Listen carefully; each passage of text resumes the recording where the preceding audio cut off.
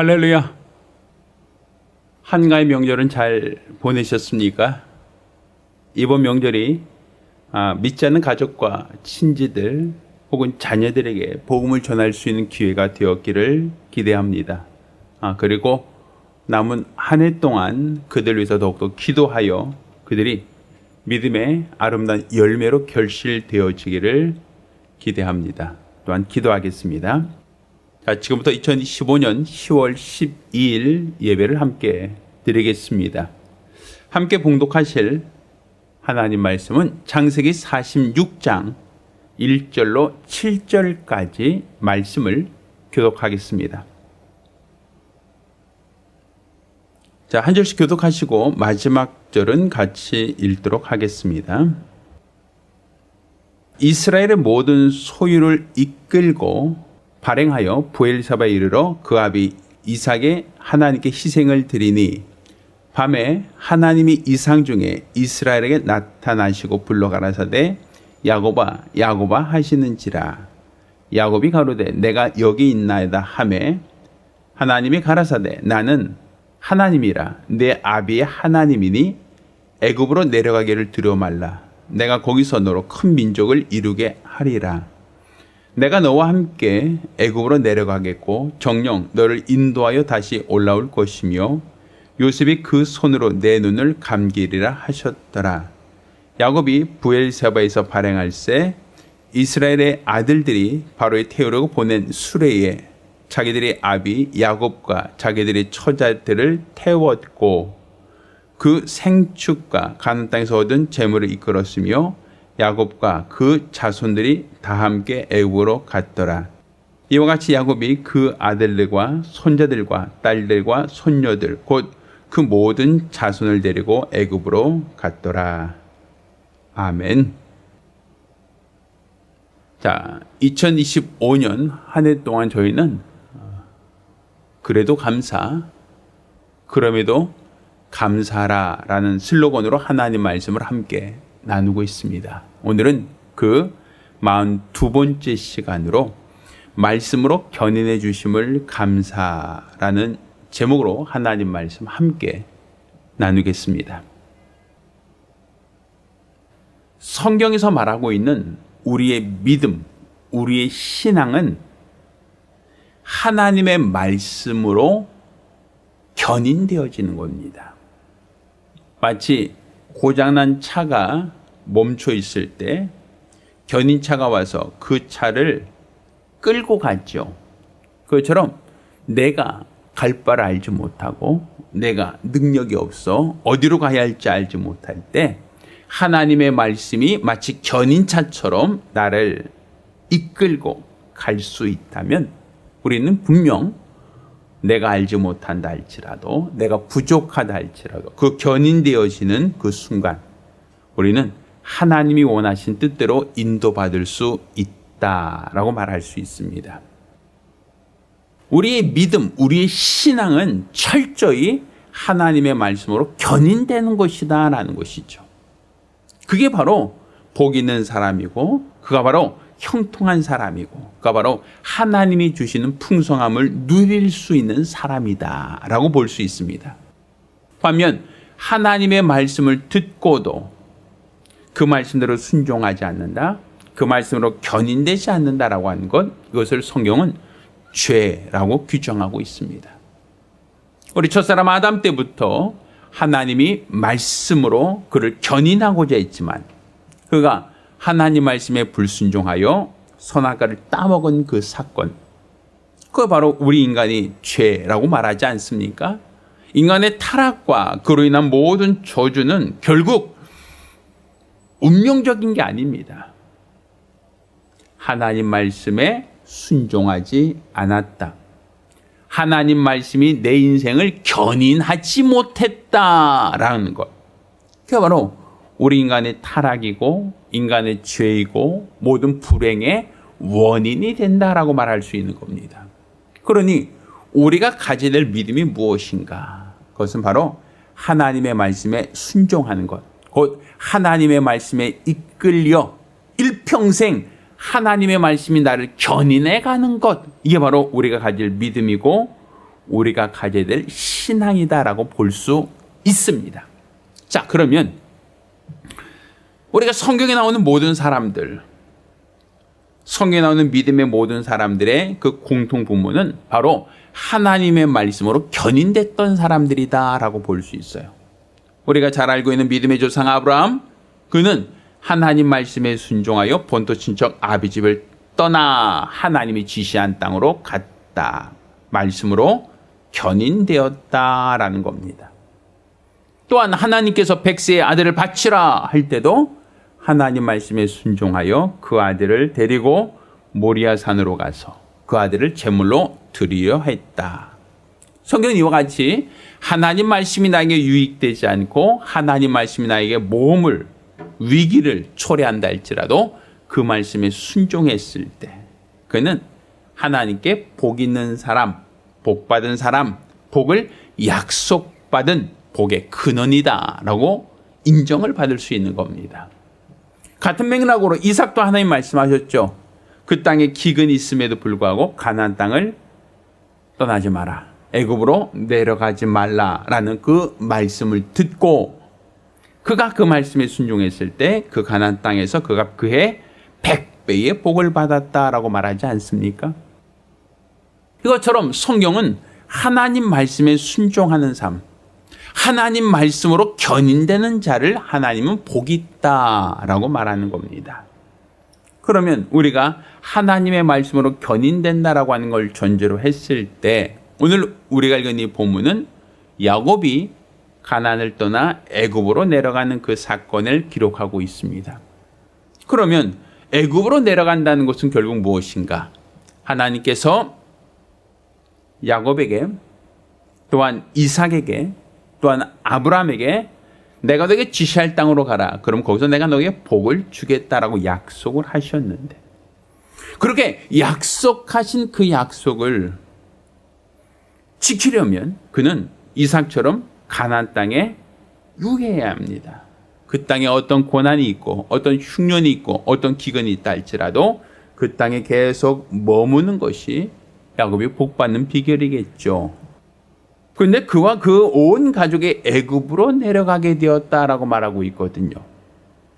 그러면 야곱이 애굽으로 내려가게 된 그 사건, 그 이야기는 무엇에 기초하고 있는가? 왜 야곱은 애굽으로 내려갔는가? 무엇에 기초하여 그는 애굽으로 내려갈 선택을 했는가라는 것이죠.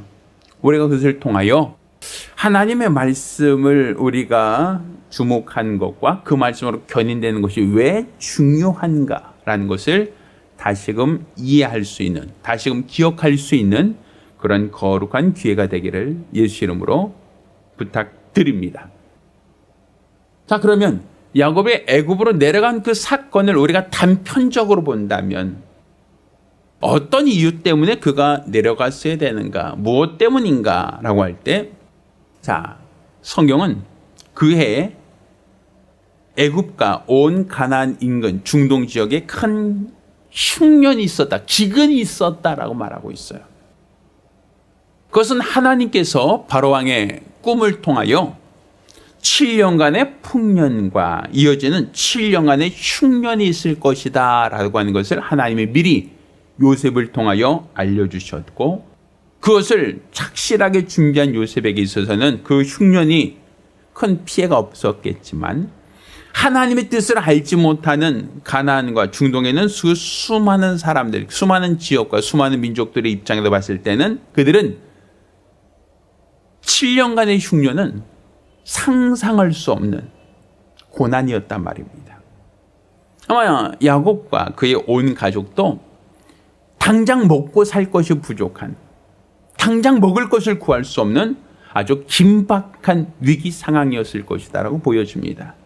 그래서 야곱도 그의 아들들에게 애굽으로 가서 거기서 곡식 좀 사와라 라고 하며 있는 수중의 돈을 다 모아서 아들들을 애굽으로 보냈다라고 말하지 않습니까? 그만큼 지금 생계, 온 가족의 생계를 걱정해야 될 그런 처지였다라는 것입니다.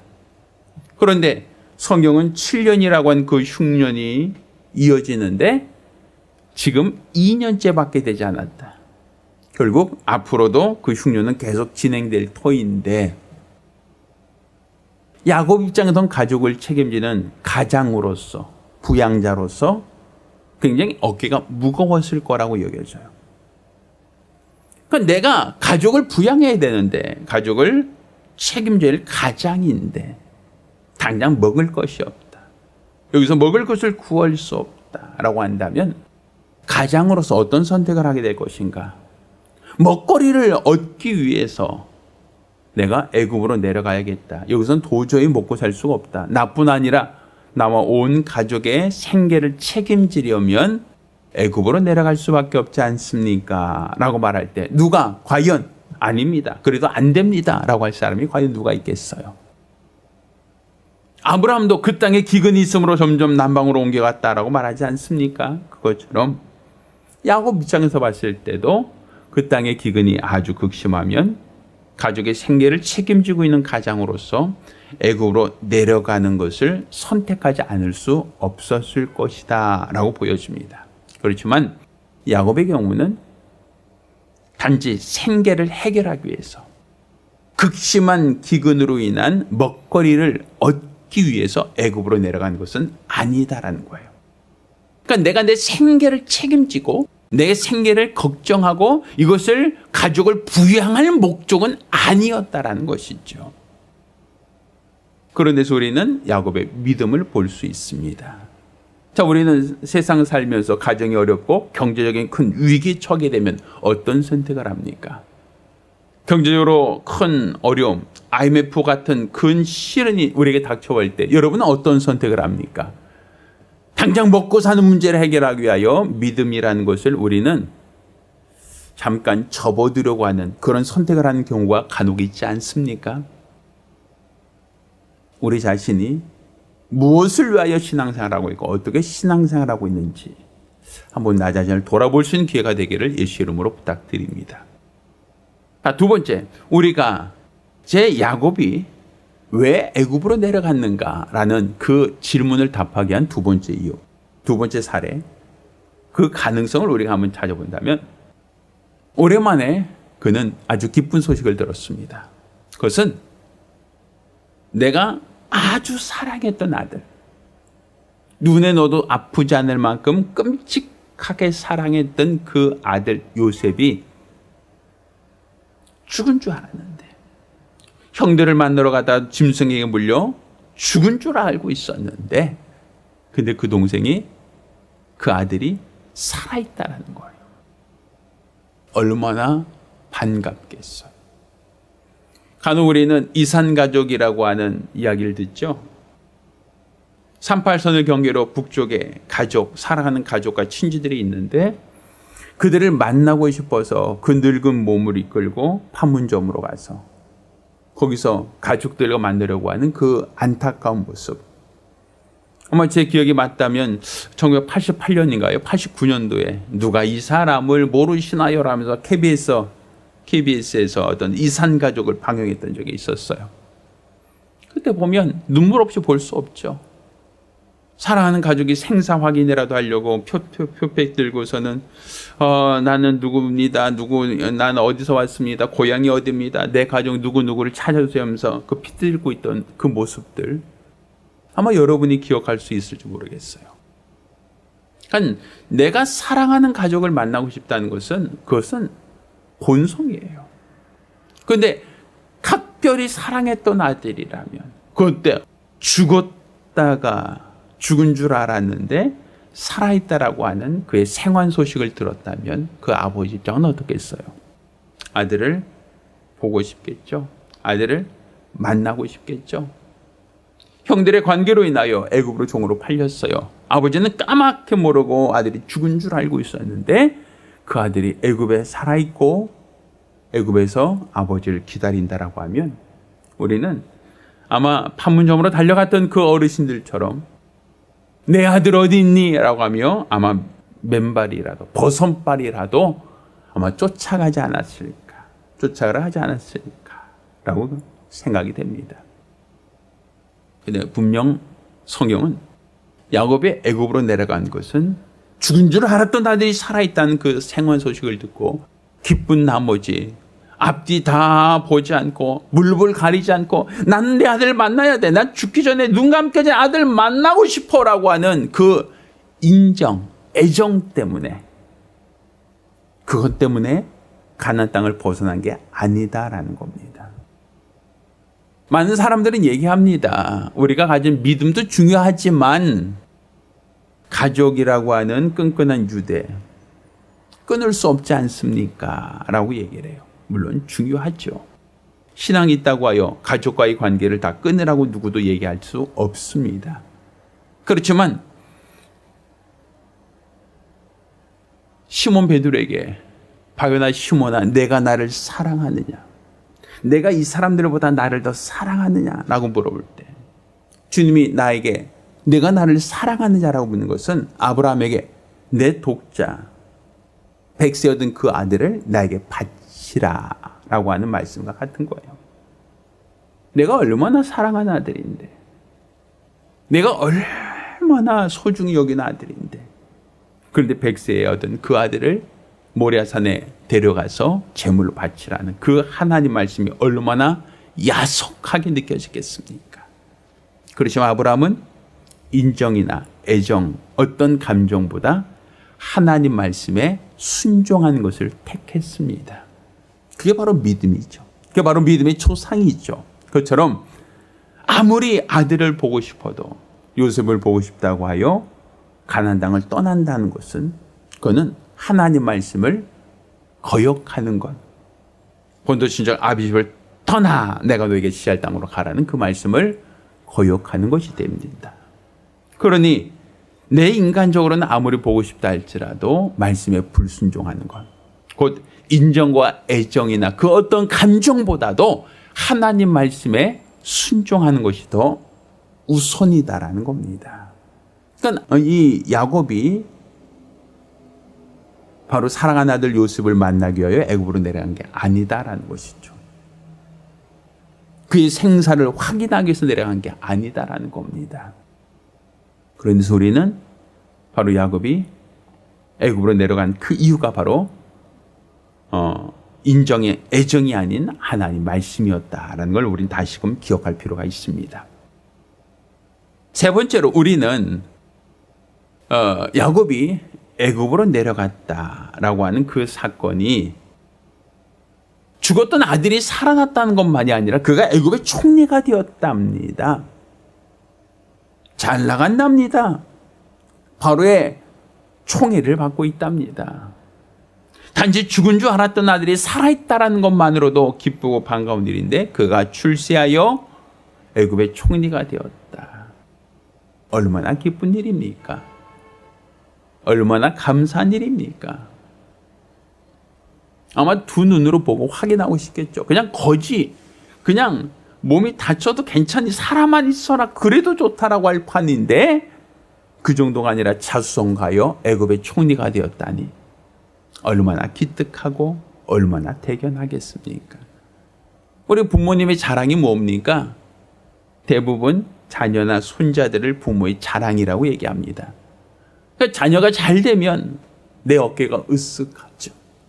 자녀가 어떤 검사가 되고 판사가 되고 의사가 되고 뭐 사자 들어간 직업을 갖게 되면 부모님이 기뻐하죠. 내 아들이 말이지, 내 딸이 말이지 라고 하며 부모의 자랑이 되고 부모의 기쁨이 되지 않습니까? 그러니까 우리는 자녀가 잘 된다라고 하는 것이 부모의 기쁨인 것처럼 그런 자녀가 잘된 자녀를 보고 싶어 하는 것도 부모의 욕망이 될 수 있다라는 거예요. 그러니까 애굽에서 이 아들이 죽었던 아들이 살았어. 그런데 그뿐 아니라 애굽의 총리가 돼서 얼마나 기쁜 일입니까? 축하한 일입니까? 야, 가서 잔치라도 베풀어야겠다. 야, 가서 도와준 모든 사람 불러서 내가 사례라도 해야겠다라고 할 만큼 감사하고 좋은 일 아닙니까? 그런데 야곱이 가나안 땅으로 내려간 것은, 가나안을 벗어나 애굽으로 내려간 것은 단지 아들이 출세했다는 그 소식 때문, 내 자랑스러운 아들을 보러 가겠다는 그 욕심 때문은 아니었다라는 겁니다. 자, 그러면 성경에서 말하는 그 이유가 무엇인가? 야곱이 가나안을 떠나 애굽으로 내려간 그 사건, 그 배후에는 어떤 이유가 있었는가? 자, 그것을 성경 뭐라고 얘기하고 있습니까? 자, 아까 읽었던 본문 말씀 우리가 보면서 보겠습니다. 자, 창세기 46장 1절과 2절입니다. 이스라엘이, 그러니까 야곱을 말합니다. 모든 소유를 이끌고 발행하여 부엘사바에 이르러 그 아비 이삭의 하나님께 뭘 드렸다? 희생을 드렸다. 그러니까 제사를 드렸다는 겁니다. 자, 그러자 밤에 하나님이 이상 중에 이스라엘에게 나타나시고 불러가라사대 야곱아 야곱아 하시는지라. 야곱이 가로되 내가 여기 있나이다 하매. 자, 3절 하나님이 가라사대 나는 하나님이라 내 아비의 하나님이니 애굽으로 내려가기를 두려워 말라. 내가 거기서 너로 큰 민족을 이루게 하리라. 자, 누가 애굽으로 내려가라고 했습니까? 자, 나는 하나님이라 내 아비의 하나님이니 애굽으로 내려가기를 두려워 말라. 자, 여기 분명 보면 애굽으로 내려가기를 두려워 말라. 내가 거기서 너로 큰 민족을 이루게 하겠다라고 하나님의 계획을 야곱에게 알려주시죠. 마치 야곱이 밧다마란으로 가서 그가 호롤단신으로 들어갔지만 거기서 아내를 얻고 자식을 낳아 큰 많은 거부가 되어 다시 돌아올 수 있었던 것처럼 하나님이 야곱에게 똑같은 얘기를 하십니다. 애굽으로 내려가는 것을 두려워하지 말아라 라고 말씀하십니다. 그리고 내가 너로 큰 민족을 이루게 할 것이다 라는 약속을 주셨다는 거예요. 자, 4절 내가 너와 함께 애굽으로 내려가겠고 정녕 너를 인도하여 다시 올라올 것이며 요셉의 그 손으로 내 눈을 감기리라 하셨더라. 바로 야곱이 애굽으로 내려간 그 사건, 그 기록, 그 역사는 먹을 것이 없어서 지금 흉년이라고 하는 그 긴박한 상황 속에 가족을 책임지는 가장으로서 결심이 아니고 또 내가 사랑하는 아들 죽었다 생각했던 그 아들이 살았다는 그 이야기를 듣고 그 죽었다고 여겼던 그 아들을 만나려 내려가는 것도 아닙니다. 또 그 아들이 출세했습니다. 애굽의 총리가 되었습니다. 이렇게 긴박한 상황에 그 아들이 지금 잘 나가고 있습니다 라고 하는 그 아들의 출세 소식을 듣고 그 아들을 보고자 하는 욕심이 아니었다라는 겁니다. 지금 야곱은 그가 하나님께 희생 제사를 드릴 때 하나님께서 뭐라고 하십니까? 나는 내 아비 하나님이니 애굽으로 내려가기를 두려워하지 마라고 하나님이 애굽으로 내려가는 것을 허락하셨다는 겁니다. 그러니까 결국 야곱은 애굽으로 내려가는 것이 하나님 말씀보다 앞선 게 아니라는 거예요. 항상 많은 사람들의 실수가 무엇이냐면 내가 먼저 일을 벌려놓고 기도해요. 내가 먼저 사업을 벌려놓고 하나님 복 주세요 기도합니다. 내가 먼저 이사하고 하나님 내가 이사 왔습니다. 여기서 잘 되게 해주세요. 우리는 무엇부터 합니까? 내가 먼저 일 벌려놓고 그 다음에 하나님 책임지시오 라고 하면 하나님께 떠먹이려고 그랬죠. 뭔가 내가 사업을 벌려놓고 하나님 이 사업 잘 되게 해주십시오 라고 먼저 우리는 기도하죠. 그런데 앞서 있는 것은 뭡니까? 내 생각, 내 판단, 내 결심이 먼저라는 거예요. 내가 먼저 생각하고 내가 먼저 판단하고 내가 먼저 결정하고 나서 하나님 도와주세요. 그건 결국 말씀으로 견인된다라고 볼 수는 없습니다. 말씀으로 견인된다는 것은 지금 생계가 위험한 어려움에 있다 할지라도 인간적인 애정과 또 인간적인 사랑하는 아들 보고자 하는 그 마음이 있더라도 또 아들이 출세하여 지금 애굽의 총리가 되었다는 그 어떠한 자랑스러운 소식에도 그가 움직이는 게 아니라 야곱을 움직이는 것은 그 가족을 움직이는 것은 바로 하나님의 말씀이어야 한다는 겁니다. 결국 하나님의 말씀이 그를 견인해야 한다는 것이죠. 하나님이 가라 하면 가는 것이 믿음이고 하나님이 멈춰라 하면 멈추는 것이 믿음입니다. 이스라엘 사람들이 애굽에서 나오는 것도 하나님의 말씀에 의한 것이고 홍해를 걷는 것도 하나님의 말씀이었습니다. 광야길을 걷는 동안 하나님은 구름기둥과 불기둥으로 그들을 인도하셨다라고 합니다. 구름기둥이 이동하면 그들도 따라 움직이고 구름기둥이 멈추면 그들은 그곳에 노숙하였다라고 하죠. 결국 그들은 말씀으로 앞선 적이 없다는 거예요. 하나님 말씀을 초월하지 않았다는 거예요. 그게 믿음이에요. 그러니까 우리가 항상 무엇을 판단하고 무엇을 결정하고 무엇을 하기 전에 하나님의 말씀으로 우리가 견인돼야 한다는 것이죠. 어떤 일은 교회 다니다가 시험이 들어서 교회를 떠나거나 옮기려고 할 때 하나님 말씀이 우선이 아니에요. 내 생각, 내 판단, 내 경험이 우선이죠. 내 생각에는, 내 판단에는 이것이 좋을 것 같아. 이렇게 하는 게 나을 것 같아. 라고 하는 게 항상 우리 생각이지 않습니까? 여러분을 이끌고 가는 거, 여러분을 움직이는 게 말씀입니까? 여러분의 생각입니까? 여러분의 감정입니까? 여러분의 상황, 현 상황 때문입니까? 무엇 때문입니까? 난 이래서 이럴 수밖에 없어요. 난 이렇게 해서 저렇게 선택할 수밖에 없어요. 여러분 항상 이유와 변명이 많죠. 그렇지만 참 믿음은, 하나님이 원하시는 믿음은 하나님 말씀이 앞서가는 겁니다. 견인하는 겁니다.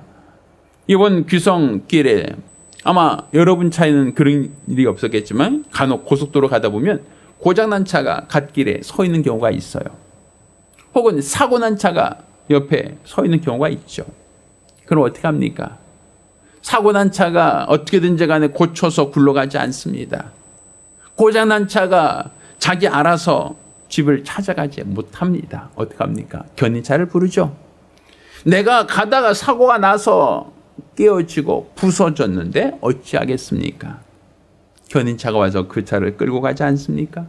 내 차가 고장나서 어떻게 손 써도 시동이 걸리지 않고 운전할 수 없습니다. 라고 할 때도 견인차가 그 차를 끌고 가지 않습니까? 이것처럼 우리 삶 속에 수많은 문제, 수많은 사건, 사고, 문제들이 우리에게 찾아올 수 있습니다. 그때 내가 어떻게든 고쳐서 가겠습니다. 어떻게든 내가 그냥 사고 난 차를 수습해서 움직이겠습니다가 아니라 나를 견인해가는 하나님의 말씀이 있어야 된다는 겁니다.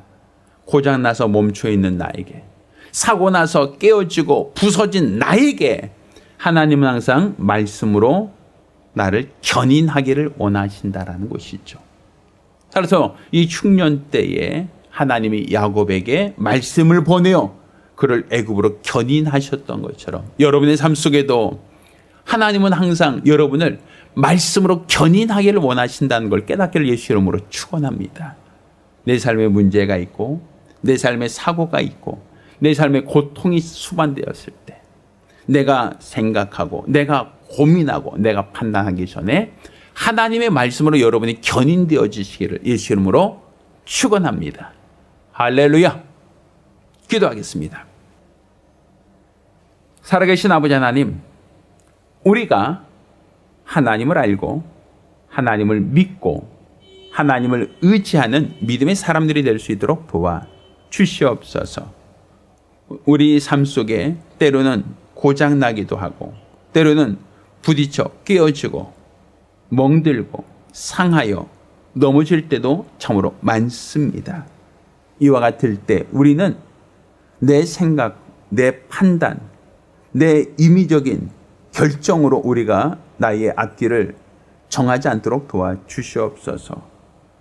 하나님께서 베드로에게 내가 스스로 띠뜨고 다녔거니와, 젊었을 때 내가 스스로 띠뜨고 다녔지만 이제 이후로는 그렇지 못할 것이다 라고 한처럼 우리 하나님의 말씀으로 나를 견인해 주시기를 원합니다. 내 삶에 어떤 문제, 어떤 고난, 어떤 환난, 어떤 문제가 있다 할지라도 그것을 해결하기 위하여 내가 말씀보다 앞서지 않게 도와주시고 항상 하나님 말씀이 나를 이끌고 견인해가는 놀라운 증거, 놀라운 역사가 있도록 도와주시옵소서. 이로써 우리 하나님께 감사와 찬양과 영광을 돌리게 하시고 하나님이 기뻐하시는 거룩한 믿음의 사람이 될 수 있도록 도와주시옵소서. 특별히 이 한가위 명절 우리가 보내며 믿지 않는 가족과 친지들, 자녀들에게 복음을 전하고 증거되어지기를 원합니다. 우리 하나님 말씀에 순종하게 싸우니, 내가 하나님 말씀에 복종하며 살기 원하오니 내 자녀들도, 내 가족들도, 내 형제들도 다 하나님 말씀에 권을 두고 말씀에 순종하는 믿음의 가정, 믿음의 가문들을 이뤄갈 수 있도록 도와 주시옵소서. 살아계신 우리 주 예수 이름으로 기도드렸습니다. 아멘. 이제는 우리 주 예수 그리스도 내와 아버지 하나님의 극진하신 사랑과 보혜사 성령님의 교통하시고 역사하심이 오늘 이와 같이 하나님 말씀을 받고 그 말씀으로 견인되며 살기로 열심한 우리 모든 성도들과 가정들 위해 이제로부터 영원까지 함께 있을지어다. 아멘.